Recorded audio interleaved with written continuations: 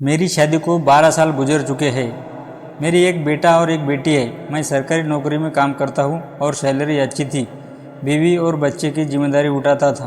माता पिता नहीं रहे। करीब 1 साल पहले मेरी बीवी का बर्ताव अचानक बदल गया। मुझसे वो चिड़ी चिड़ी रहने लगी। छोटी छोटी बात पर वो क्लेश करने लगी। झगड़ा यहाँ तक पहुँचा गया कि उसे मेरा छूना भी बुरा लगने लगा। कभी कहती मेरा हाथ गर्म है तो कभी कहती मेरा हाथ ठंडा है।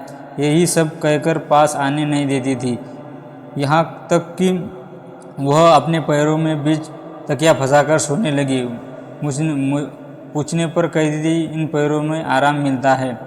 मेरे घर में वॉशिंग मशीन, गर्म पानी के लिए फ्रीज़र, बर्तन धोने के लिए मशीन सब है, लेकिन फिर भी बीवी कहने लगी कि घर का काम मुझे ही मुझे नहीं होगा, आपको भी करना होगा। हालांकि बाहर का सारा काम मेरे जिम्मे पे था। राशन, सब्जी, दूध, गेहूँ पिसाना, बच्चों को डॉक्टर ले जाना और सारे काम भी मैं बाहर का सब कर लेता। फिर भी घर का काम करना अब उसको भारी लगता था। एक बार मैंने बीवी का फ़ोन देखा तो नंबर पर 1-2 घंटे के कई कॉल डिटेल मिले। उसी नंबर पे व्हाट्सएप पर भी कई कॉल और मैसेज थे। चैट में मेरी बीवी ने अपनी सुंदर तस्वीरें शेयर की थी। जब मैं ड्यूटी पर जाता तो मेरे पीछे ये सब काम चलता था।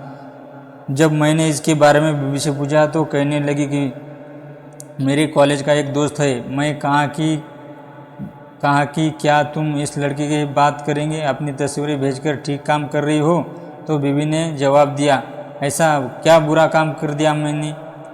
हाउस में दिन में मेरा उसका बहुत झगड़ा हुआ। मैंने उसे कहा कि तुम्हारे मम्मी पापा से पूछता हूँ कि यह बुरा काम है कि नहीं। मैंने जब उसको बहुत सुनाया तो उसने सारे कॉल डिटेल और चैट डिलीट कर दिए। पर उसका व्यवहार वैसे ही रहा जैसे मैं डिप्रेशन में चला गया और डॉक्टर ने बताया कि मैं शुगर का मरीज़ बन चुका हूँ। मैंने उसके पापा को यह बात बताई और उन्होंने मेरे दिमाग ठीक होने पर भी सवाल उठा दिए। कहा कि आपकी दिमागी हालत सही नहीं है। सच में बीवी ने मुझे मानसिक रोगी बना दिया था। झगड़े के बाद वो मायके चली गई। उसके मम्मी पापा और बड़े भाई को उसकी करतूत के बारे में मैंने बता दिया था। जब से मायके वापस आई है तब से बीवी का व्यवहार काफ़ी हद तक ठीक लग रहा है। लेकिन कल ही वो मुझसे बोली कि आपका कोई दोस्त नहीं है, इसलिए आप चाहते हैं कि मेरा भी कोई दोस्त न बने।